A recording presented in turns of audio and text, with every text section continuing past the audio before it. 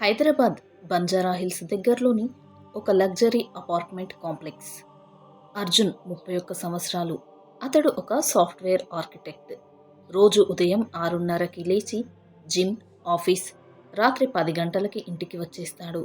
అతడి భార్య శ్రావణి 28 ఏళ్ళు. చాలా అందంగా ఉంటుంది. మంచి రూపురేఖలు, చూడగానే ఆకట్టుకునే ఆకర్షణీయమైన అందం ఆమెది. ఒకప్పుడు టాప్ కాలేజీలో అందరి క్రష్.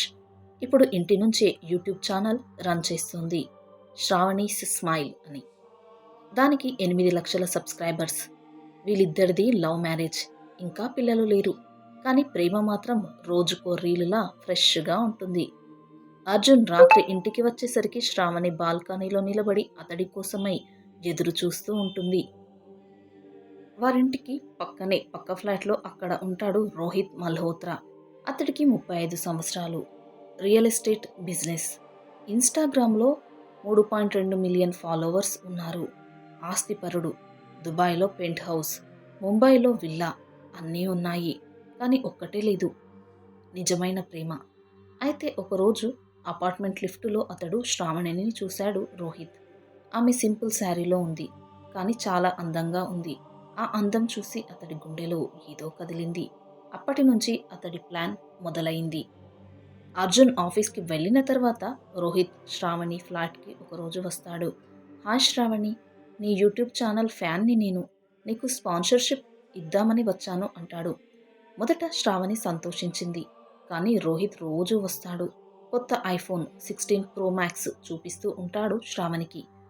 శ్రావణి, నువ్వు ఇంత పెద్ద యూట్యూబర్, కానీ ఇంకా ఐఫోన్ 13 యూజ్ చేస్తున్నావా నువ్వు?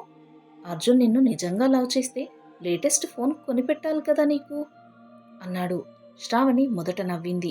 కానీ రోజు ఇన్స్టాగ్రామ్ రీల్స్లో రోహిత్ యొక్క లగ్జరీ లైఫ్ చూస్తూ చూస్తూ ఆమెకు మనసులో ఒక చిన్న సందేహం మొలకెత్తింది. అర్జున్ నన్ను ఎంతో ప్రేమిస్తాడు, కానీ కష్టపడుతున్నాడు కదా, నా కోసం లేటెస్ట్ ఫోను ఎందుకు కొనిపెట్టాడు అని అనుకుంది. దాంతో ఒక రాత్రి శ్రావణి అర్జున్తో అంది, అర్జున్, నాకు ఐఫోన్ 16 ప్రో మ్యాక్స్ కావాలి అని. అది విని అర్జున్ నవ్వాడు. ఇప్పుడు మనకి ఆల్రెడీ ఈఎంఐలు ఉన్నాయి కదా బేబీ, కానీ నీకు ఇష్టమైతే నేను అలాగే తీసుకుంటాను అన్నాడు.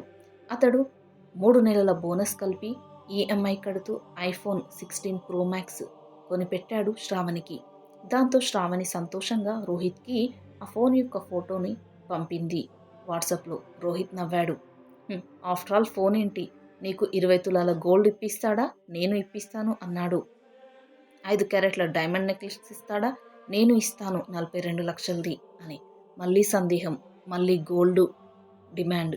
ఈసారి 10 తులాల గోల్డ్. అర్జున్ గుండె బరువెక్కింది. అతడు రాత్రిపూట నిద్ర లేకుండా పనిచేస్తున్నాడు. ప్రాజెక్ట్ డెడ్లైన్ ముందే ముగించి బోనస్ తీసుకుని తన పాత బైక్ అమ్మి సోదరుడి దగ్గర అప్పు చేసి 10 లక్షల విలువైన బంగారం కొనిపెట్టాడు శ్రావణికి. అది చూసి శ్రావణి కళ్ళు చెమ్మగిల్లాయి.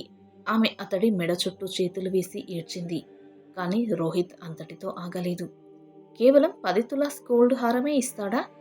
నేనైతే ఇస్తాను, 85 లక్షల వాల్యూ డిమాండ్ నెక్లెస్ ఇస్తాను నీలాంటి అందమైన భార్యకి.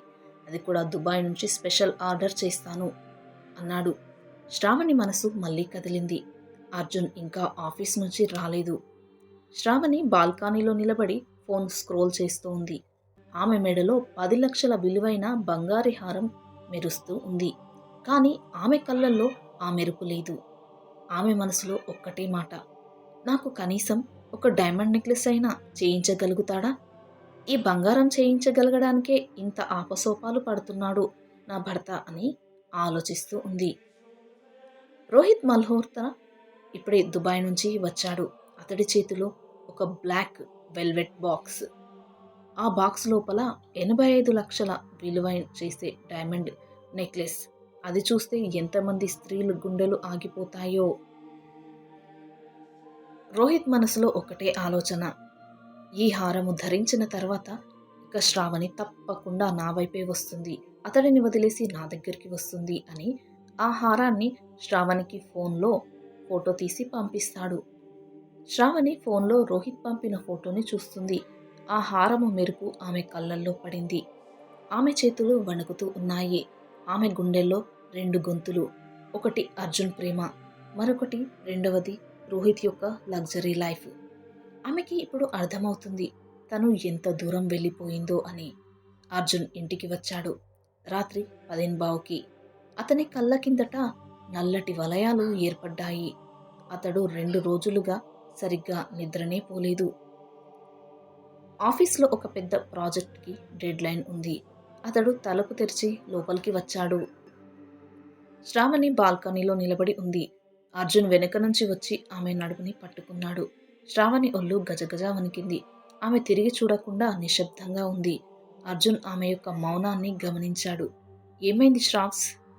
అడిగాడు. శ్రావణి నెమ్మదిగా తిరిగింది. ఆమె కళ్ళల్లో కన్నీళ్లు. అర్జున్, నాకు నువ్వు నీ లైఫ్‌లో ఒక్కసారైనా డైమండ్ నెక్లెస్‌ని కొనివ్వగలుగుతావా అని. అర్జున్ ఆ మాటలిని ఒక్కసారిగా స్తబ్దుడయ్యాడు. శ్రావణి, మనకి ఇంకా నీ బంగారం ఈఎంఐ కూడా క్లోజ్ కాలేదు. అప్పుడే నీకు ఇంకొక హారం కావాలా? అదే డైమండ్‌దా? పైగా నువ్వు అడుగుతున్నది ఇంత కాస్ట్‌లీది చూపిస్తున్నావు. ఇది మన లైఫ్ సేవింగ్స్ అంతా కూడా సరిపోదు అని. శ్రావణి ఏడుస్తూ ఉంది. నువ్వు నన్ను నిజంగా ప్రేమిస్తే ఇవ్వగలవు కదా! ఇదే నీ ప్లేస్‌లో వేరే ఎవరైనా ఉంటే ఇచ్చేవారు. నన్ను రాణిలా చూసుకునేవారు అన్నది. ఆ మాటలు విని అర్జున్ గుండెలో ఒక్కసారిగా ఏదో పగిలిన శబ్దం వినిపించింది. అతడు వెనక్కి అడుగు వేశాడు. ఆ క్షణం ఆ ఇల్లు, అతడి మనసు చాలా ఖాళీగా అనిపించింది. అర్జున్ మాట్లాడలేదు. అతడు నేరుగా తన బెడ్రూంలోకి వెళ్లి తలుపు మూసుకున్నాడు. శ్రావణి ఇక్కడ బాల్కనీలోనే నిలబడి ఏడుస్తూ ఉంది. రాత్రి 1:30. అర్జున్ బెడ్ మీద కూర్చొని ఉన్నాడు. బెడ్పై శ్రావణి ఫోన్ ఉంది. ఫోన్లో Sravani, Rohit WhatsApp chat open అయి ఉంది. అతడు రోహిత్ పంపిన హారం ఫోటో చూశాడు అర్జున్. అంతే, అతడి కళ్ళ నుంచి కన్నీళ్లు కారాయి. అతడు ఒక్కసారిగా బిగ్గరగా ఏడ్చాడు. ఎవరికీ వినిపించకుండా మనసులోనే. అతడు ల్యాప్టాప్ ఓపెన్ చేశాడు. బ్యాంక్ బ్యాలెన్స్ చూశాడు. అందులో 12 లక్షలు ఉన్నాయి. Home loan, EMI, car loan, gold EMI అన్నీ చూశాడు. దాంతో అతడు వెంటనే ఒక మెసేజ్ టైప్ చేశాడు తన బెస్ట్ ఫ్రెండ్స్‌కి. డియర్, నాకు 25 లక్షలు అప్పు కావాలి. ఏదైనా మార్గం చూడు అర్జెంట్ అని. మెసేజ్ సెండ్ అయింది. అర్జున్ తర్వాత ఫోన్ పక్కన పడేసి ముఖం చేతుల్లో పెట్టుకుని ఏడుస్తూ కూర్చున్నాడు. మరుసటి రోజు అర్జున్ ఆఫీస్‌కి వెళ్ళనే లేదు. భార్యాభర్తలు ఇద్దరూ ముభావంగా ఉన్నారు. భోజనం కూడా చేయలేదు. అటువంటి సమయంలో ఆ రోజు మధ్యాహ్నం సమయంలో రోహిత్ శ్రావణి దగ్గరికి వచ్చాడు. శ్రావణి తలుపు తీసింది. ఆమె కళ్ళు ఏడ్చి ఏడ్చి ఎర్రగా ఉన్నాయి. రోహిత్ ఎంతో సంతోషంగా బాక్స్ ఓపెన్ చేశాడు. హారము మెరిసిపోయింది. ఇదిగో నీకోసమే. ఇప్పుడు నా దగ్గరకు రా శ్రావణి. నేను నిన్ను మహారాణిలాగా చూసుకుంటాను. ఒక యువరాణిలాగా చూసుకుంటాను. నా దగ్గర ఎంతో డబ్బు ఉంది. నిన్ను కాలు కింద పెట్టకుండా చూసుకుంటాను అన్నాడు. శ్రావణి చేతులు వణికాయి. కానీ ఆ క్షణం ఆమెకి అర్జున్ ముఖం గుర్తుకు వచ్చింది. కాలేజీలో మొదటిసారి చెయ్యి పట్టుకున్నప్పుడు, అతడు మాట్లాడినప్పుడు, అతడి యొక్క ప్రేమ, అతడిపై ఆమెకు ఉన్న ప్రేమ, పెళ్లి రోజు కళ్ళల్లో నీళ్లతో నవ్వినప్పుడు అన్నీ కళ్ళ ముందు వచ్చాయి. ఆమె ఒక్కసారిగా ఆ బాక్స్ని మూసేసింది. నాకు ఇది వద్దు అని. రోహిత్ షాక్ అయ్యాడు. ఏంటి అని. నాకు ఇది వద్దు రోహిత్. నేను ఇప్పటికే చాలా పెద్ద తప్పు చేశాను. నాకు ఎటువంటి హారాలు వద్దు అంటూ బోరున విలపిస్తూ కింద కూర్చొని ఏడుస్తూ ఉంది. అప్పుడే అర్జున్ బయటకి వచ్చాడు. అతడి చేతిలో ఒక బ్యాంక్ చెక్ బుక్. అతడు రాత్రి మొత్తం ఫ్రెండ్స్, రిలేటివ్స్ అందరి దగ్గర అప్పు అడిగాడు. 10 లక్షలు అయ్యాయి. ఇంకా 15 లక్షలు కావాలి. కానీ అతడు రెడీగా ఉన్నాడు ఆ బంగారు హారం కొనడానికి. అతడు రోహిత్ని చూశాడు. రోహిత్ బాక్స్ చూశాడు. అర్జున్ ఫోన్ తీసి రికార్డింగ్ స్టార్ట్ చేశాడు. రోహిత్ మల్హోత్రా, ఇది నీకు ఆఖరి వార్నింగ్. ఇందులో అంతా రికార్డ్ అయింది. నువ్వు మాట్లాడిన మాటలు అన్నీ కూడా. 2 గంటల్లో ఈ ఫ్లాట్ ఖాళీ చేయి. లేదంటే ఈ వీడియో నీ బిజినెస్ పార్ట్నర్స్కి, ఇన్స్టాగ్రామ్ ఫాలోవర్స్, పోలీస్ స్టేషన్ అందరికీ వెళ్తుంది అని. రోహిత్ మొహం తెల్లబారిపోయింది. సారీ చెప్పి అక్కడి నుంచి వెంటనే పారిపోయాడు. మరునాడు ఫ్లాట్ ఖాళీ అయింది. శ్రావణి అర్జున్ కాళ్ళ దగ్గర కూలబడింది. నన్ను క్షమించు. నేను నీ ప్రేమని అర్థం చేసుకోలేకపోయాను. నీవు నా కోసం లక్షలు అప్పు చేశావు. నేను హారం కోసం నిన్ను వదిలేసి వెళ్లేదాకా వచ్చాను. నన్ను క్షమించు. నేను పై హంగులలో పడిపోయాను. హంగులు ఆర్భాటాలలో పడిపోయాను. కానీ నాకు ఇవి ఏమీ వద్దు. నువ్వే కావాలి. నీ ప్రేమ కావాలి. ఆ బంగారం అమ్మేసి ఆ ఈఎంఐ కట్టేసేయ్. నాకింకా ఎటువంటి హారాలు వద్దు. జీవితాంతం నీతోనే కావాలి. నేను నిన్ను ఇంకా ఏమీ కోరికలు కోరను. దయచేసి నన్ను క్షమించు అంటూ ప్రాధేయపడింది ఎంతో ఏడుస్తూ. అర్జున్ ఆమెను లేపి చెప్పాడు, శ్రావణి, నాది మధ్యతరగతి కుటుంబం. నా జీతం సాధారణంగానే ఉంటుంది. పెద్ద పెద్ద లగ్జరీ లైఫ్ కావాలి అంటే నా దగ్గర అస్సలు ఉండదు. నువ్వు ఇప్పుడే ఆలోచించుకో. నీకు లగ్జరీ లైఫ్ కావాలంటే నేను నీకు అడ్డుపడను. నువ్వు స్వచ్ఛందంగా వెళ్ళిపోవచ్చును. లేదంటే ఇన్నాళ్ళు మనం ఎలా ప్రేమగా ఉన్నామో అలా ఉండాలి అనుకుంటే ఉండవచ్చును. బలవంతం ఏమీ లేదు. కానీ నా లైఫ్‌లో ఇటువంటి సిట్యుయేషన్ నేను మళ్ళీ ఫేస్ చేయలేను అని చెప్పి అతడు బాధతో రూమ్‌లోకి వెళ్ళిపోయాడు. అతడి కళ్ళ నిండా కన్నీళ్లు తెచ్చుకున్నాడు. దాంతో ఆమె వెంటనే అతడి వెనకాగా వెళ్ళి అతడి కాళ్ళపై మళ్ళీ పడి, నన్ను క్షమించు. నా తప్పు. నేను తెలుసుకున్నాను. నాకు నీ ప్రేమ కంటే మరి ఇంకా ఏదీ ఎక్కువ కాదు. నువ్వు నా దగ్గర ఉంటే అదే చాలు. నాకు 10 తులాల హారం కంటే నీ నవ్వే కావాలి అని వేడుకుంది. అతడు ఆమెను స్వీకరించాడు. తప్పులను క్షమించాడు. ఆ రోజు నుంచి శ్రావణి తన యూట్యూబ్ ఛానల్ పేరు మార్చింది. Sravani and Arjun real love అని. ఆమె రోజు ఒక వీడియో పెడుతుంది. అందులో డైమండ్ నెక్లెస్, బంగారు హారం, లగ్జరీ లైఫ్స్, ట్రిప్పులు ఇచ్చిన భర్త కంటే నన్ను గౌరవించి ఎంతో ప్రేమించే భర్తే గొప్ప. నా అర్జున్ నా సర్వస్వం అని ఇప్పుడు ఆమె అనుకుంటుంది. ప్రేమ అనేది హంగులు, ఆర్భాటాలు, లగ్జరీ లైఫ్, రీల్స్లో కాదు. నిజమైన ప్రేమ గౌరవంతో ఉంటుంది. అది లైక్స్తో కొలవబడదు, లవ్తో కొలుస్తారు. భార్యాభర్తల బంధం లగ్జరీ మీద కాదు, ఒకరి కోసం మరొకరు పడే శ్రమ మీద నిలబడుతుంది.